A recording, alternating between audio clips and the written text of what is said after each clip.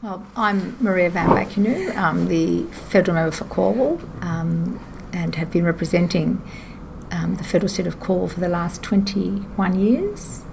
I came to Australia as a 4-year-old with my parents as part of the post-Second World War migration program, obviously authored and its architect being Arthur Calwell and the then Labor government. I eventually went on to study at Melbourne University. I studied politics, modern Greek language. I then became a teacher and I taught at Thornbury High School for a number of years before I resigned to do something different, and that something different was to see me end up working for the then member for Calwell. And then eventually I went on and became very involved in the Labor Party. Then I ended up being a Member of Parliament, and here I am. So it's a migrant story that basically captures the experiences of the post-Second World War wave of migrants that came to Australia and went about nation building. My parents were Arthur and Elizabeth Calwell. My father was son of a policeman who became a police superintendent later. His father was an American who came to the gold rush in 1853, and grandmother was a Welsh woman who came also in 1853. My mother was Irish. She was a journalist, a teacher and a journalist. And then, so I was born in Melbourne, in East Melbourne Hospital, but we always lived in Travancore. I did an arts degree majoring in economics and history, and sub-majored in philosophy, and I worked in the Reserve Bank for 10 years, 11 months, 3 weeks and 4 days. And then because I didn't get equal pay and I didn't like the way they were introducing it, I moved to the Commonwealth Public Service, the Department of Labour and National Service, for another 20 years, and then our jobs were transferred to Canberra. So then I enrolled at the Melbourne College of Divinity. I did a master's and doctorate on my father as an intellectual Catholic in politics. And I did a drastic summary. I had 52,000 words plus bibliography in my master's and 100,000 plus bibliography in my doctorate. And I had to reduce it myself to 70,000, including bibliography. And then it was published as a book. But it took me 7 years to find a publisher that didn't want money. But anyway, it happened. And thanks to Maria, we had a marvellous book launch with a few hundred people, so that was great. I'm still involved in the ALP. And I'm involved as a reader and special minister at church and that sort of thing. But, I'm trying to have the energy to keep up with lots of different things. He was a totally loving, caring and generous person. He was completely involved with us and regretted that he had to be away a lot. And politics was a major part of our lives, yes. But the family meant everything to him. And both my parents were devastated when my brother died. And I went to boarding school from year 6 to year 12. But that was because our house was so busy. He was a minister and the phone was going and the door was going, and they felt we'd study better in boarding school. And we always went to Canberra, my mother used to say, to introduce us to our father. But we went in school holidays, so for 32 years I was there every year except 2. And while I was at school, in the school, we had 3 terms, so it was the May and September holidays, so I knew all the members, and question time was a highlight in those days. And Canberra was a small place, was 20,000 people.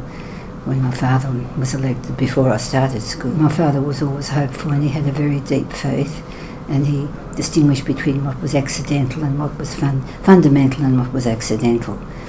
And he was informed, well, highly informed, so he was able to make decisions free from pressure and fear campaigns and that sort of thing. Well, I was a bit young for most of the first half of the 20th century, and I wasn't here. But I can remember as a young child walking with my father from Parliament House. They used to walk to most Labor people stayed at the Currajong Hotel, and a few poor Libs and Country Party, and most Liberals and a few rich Labor lawyers stayed at the Canberra. So that was it in Canberra in the 1940s, well into the 50s, late 50s, even early 60s. I actually remember walking with Dad and John Curtin talking football, about 1944, I suppose, something like that, 44, and he died in 1945. Now, they write up that they were enemies. They weren't, but Dad insisted that Curtin keep to Labor policy, and there were at least two occasions when they had deep disputes. One was maintaining cost of living adjustments during the war, and Dad led a caucus group to insist on that, and the other was conscription, where Curtin had actually, I think, gone to jail over it, and Dad had opposed it strongly he was very young. He made his first speeches outside in 1917 against the second conscription campaign. So Curtin, I think, was a sort of an austere sort of man. He was a reformed alcoholic, and his wife was mostly in Western Australia looking after her mother, so he lived on his own in the lodge with his driver for most of the time. And Dad thought he was the best Prime Minister because he pulled himself out of all of that. He's a journalist too, and he sort of overcame all that and led the country through the war. And Chifley was a very warm, friendly, unassuming person. In the Kurrajong Hotel, in the dining room, it was sort of into three sections. There was a lady that ruled it, May, and members sat in one part. Their secretaries, mostly were girls and women, sat in another part.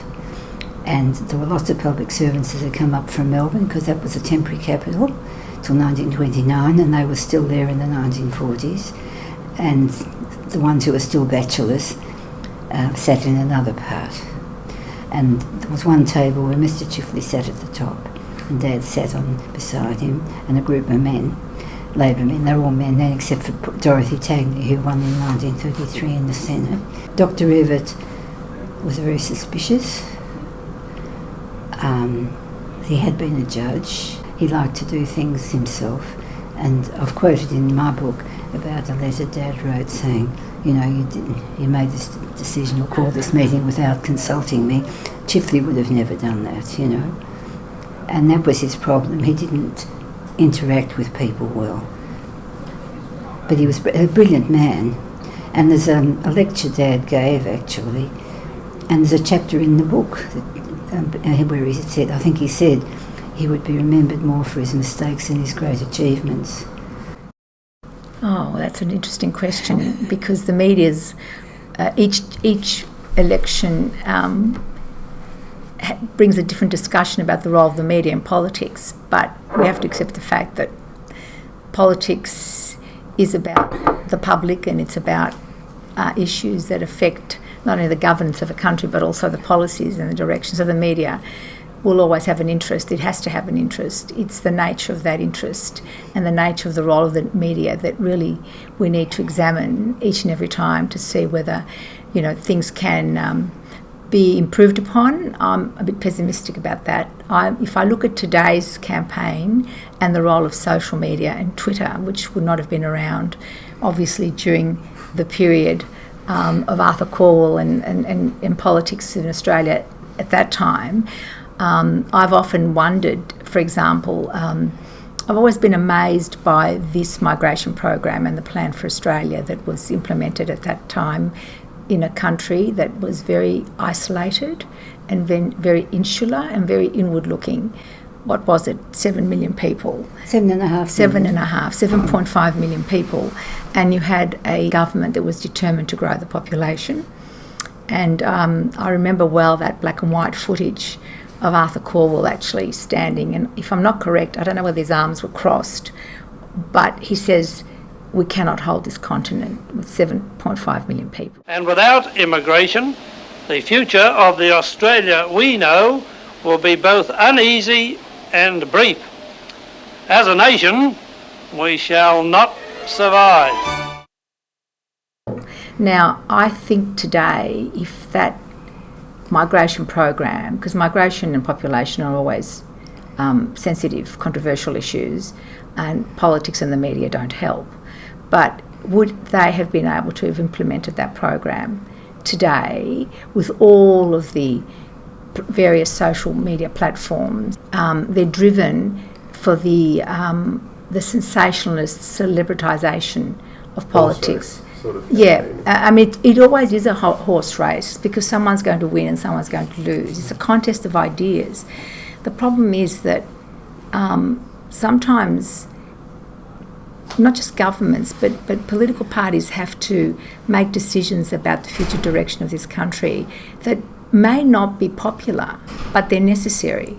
This is a quote from Geoffrey Blaney. Now, he wrote that in 2001, the centenary of Federation, that probably the greatest contribution by Labor was immigration. And he said about Dad's ambition, he stated that the political decision that changed Australia the most was probably Calwell's ambitious scheme that landed a host of migrants from continental Europe. And then I've left out a little bit, and then it is slightly puzzling to observe how often this shaper of modern Australia is either belittled or misquoted by people who wear the shoes he made for them and who stand in the space he set aside for them. Too much exposure with a lot of trivia doesn't actually add any essence to a debate, especially around controversial issues such as immigration. Immigration is always going to be controversial. It can only, it relies on bipartisanship on issues of immigration, whether they are refugees, population growth and jobs, is kind of a bit of a panacea, isn't it? We're never going to get it. We'd like to have it because that allows, it allows a country, it allows politicians to actually put forward a program that is in the national interest and takes everything into consideration, from the marketplace to capacity to employment to taxation to the economy generally.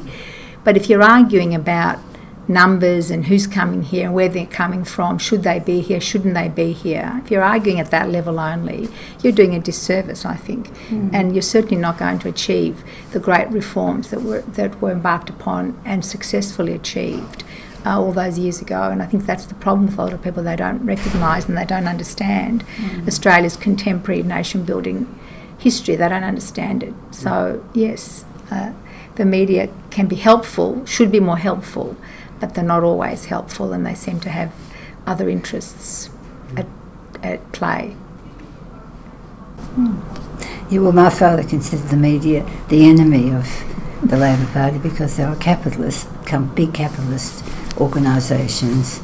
Then in World War II, Menzies had made Keith Murdoch the censor, beginning of World War II. Then Menzies was defeated and Curtin came in. And I think Murdoch was out of the job anyway. The media thought they should decide what should be published during wartime.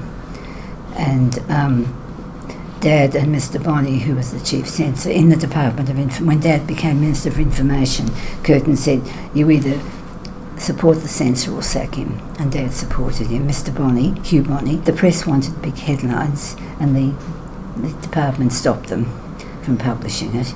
And I think there was another incident where they prevented the papers from being distributed. But that wouldn't be happening now. No. Dad was concerned about Australian prisoners of war in Japanese prison camps, but the media didn't care. It was about news and sensation. So they always hated that. They always hated him for that and tried to ridicule him. We do have some very good Labor people, but the predominant influences, particularly from New South Wales, and particularly because the emphasis was on people with degrees who didn't have empathy, don't always have empathy with the electorates, has resulted in policies moving away from total commitment to social justice and being influenced by the media and being influenced by values of people who have never endured deprivation, You know, the people of my father's era went through 2 world wars and a depression, and they knew what was valuable in life, whereas today most of them have had many opportunities and they don't really understand, often don't understand what some people have to endure. And so that's something that has to be, I mean, the emphasis on social justice hasn't been as total as it should be, and in some cases people behave as though it's an auction in an election, which it isn't. It's about people's lives. We do have people, yes, with that, but we've got to, people have got to be better informed, I think, about the Labor Party, and less emphasis on winning. In the late 1960s, the emphasis changed from educating people to our values to winning. And so you compromise and compromise and compromise to win. That's what happened with the split. A lot of Labor people were brainwashed. Santa Maria tried to abuse the people in unions by using Catholics in unions to exploit their faith and, you know, say they had to belong. And then some of the naive priests, I mean, a lot of them entered when they were very young in those days, and they were conned into feeling there was a threat against communism, but not here. Santa Maria tried to take over the Labor Party.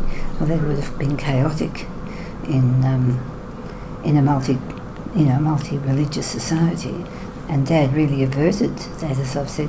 You know, we could have had a major, if it had gone to New South Wales, we could have had a major civil war, and the Labor Party would have suffered terribly, and the Catholic Church would have been divided too.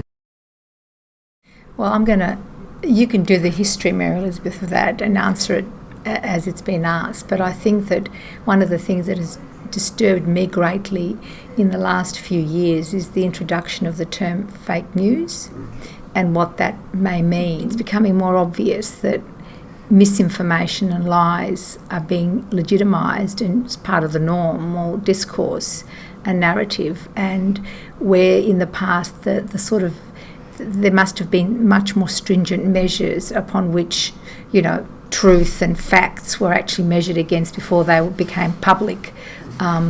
Whether published, maybe that might be lessening a lot more, and because I personally feel you can say more untruths now and get away with it than you might have been able to have done so even a decade ago. But I'm also thinking about it in terms of the reporting around the current war in Ukraine, for example, and how the social media, it's almost a war that's being conducted online also. All the tools of social media have been used in a way that people would not be familiar with in relation to a theatre of war.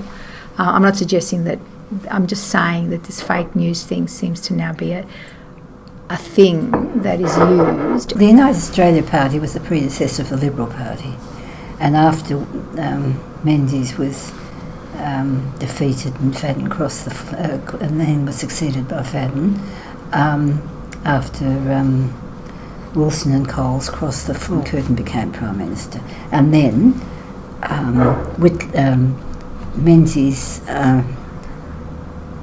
established a new party, and that was the Liberal Party and the Conservative Party. Clive Palmer seems to want to buy his way into Parliament. It's not an authentic party. He's a wealthy man with his own ideas. He's not professional. He's semi-literate, apparently, in that he says, and on the ABC the other day they gave him, I think, 2 hours on the National Press Club, which was appalling. I think that's subverting democracy to some degree because he's not representing a significant group. And he said, democracy doesn't matter, people matter.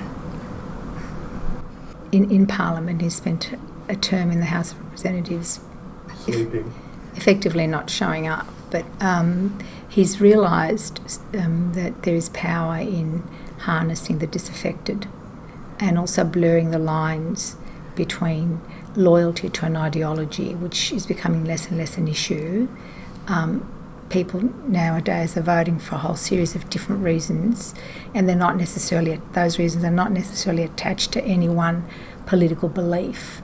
What we're seeing in this election largely is what's been coming for a while, and that is a serious assault on Australia's largely two-party system, which has been at the core of political stability for us. Well, it's the Westminster system. It's the only system that effectively works. But at the moment, that's being challenged not just from one side, Palmer and co, but also from the other side, where you have another very wealthy person enter the political fray, Holmes Court, backing financially a series of independent candidates. There's a lot of discussion around how truly independent they are and whether they are a political party.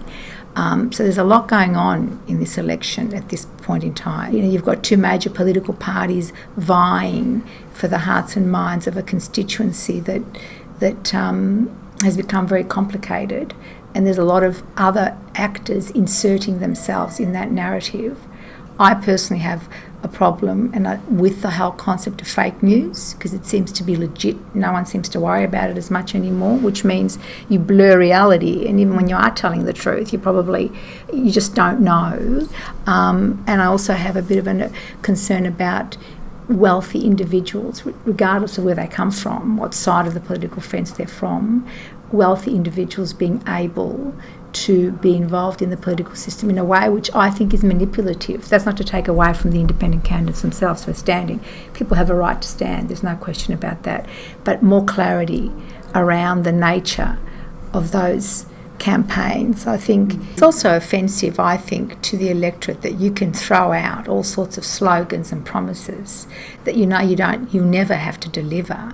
You can put them up on billboards and give people this sense that this can be delivered, and it'll be and they'll make a decision on the basis of something that can't be delivered. And in that sense, it's deceitful. But it is. You can. There's nothing that says that you can't do it.